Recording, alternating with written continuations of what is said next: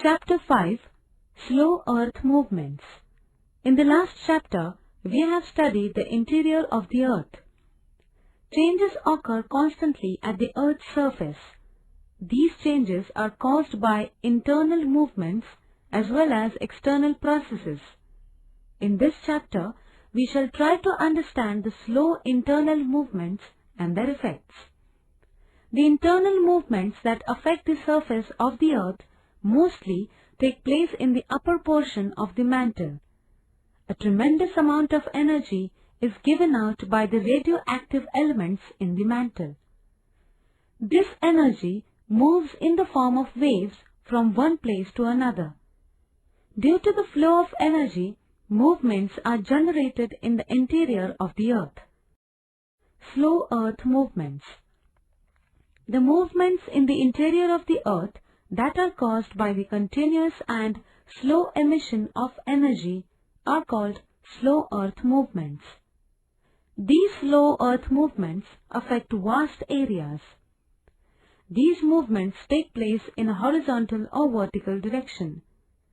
Try to understand the effect of these moments on hard and soft rocks from figure 5.1.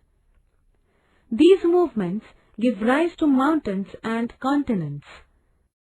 The slow movements lead to the processes of folding and faulting. Effects of Earth's movements. Earthquakes, volcanic eruptions, forming of mountains and continents are the effects of Earth movements. A. Orogenic movements.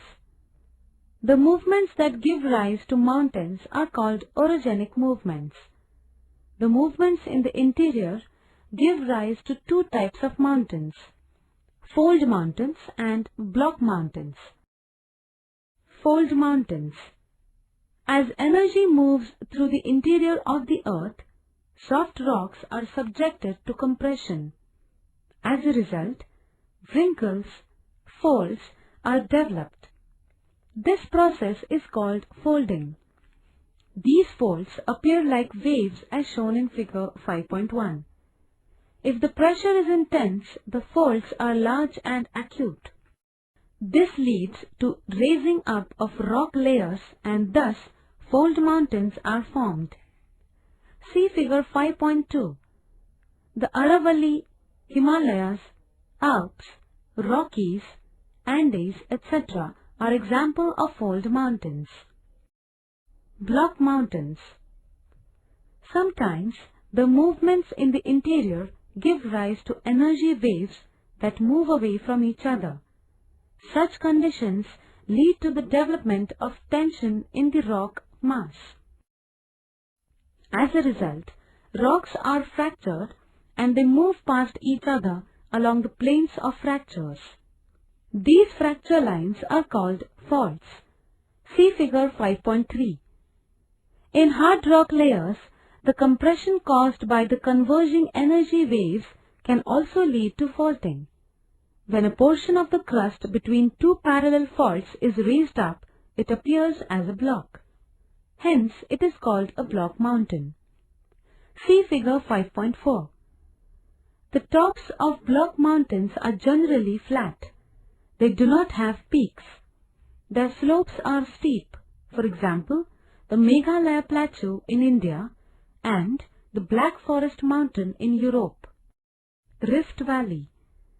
When the movement is in the opposite direction and divergent, the crust is subjected to tension.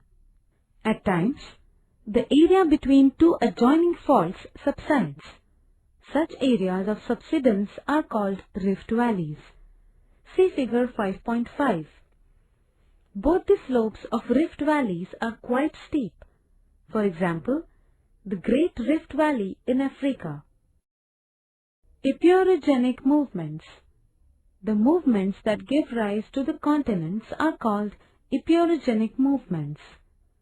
Slow movements keep on taking place either towards the center of the Earth or away from it towards the crust.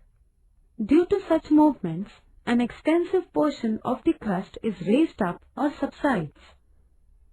When a portion of the crust is raised above sea level, it leads to the formation of continents. Hence, such movements are called continent-building movements. Such movements may also give rise to formation of extensive plateaus.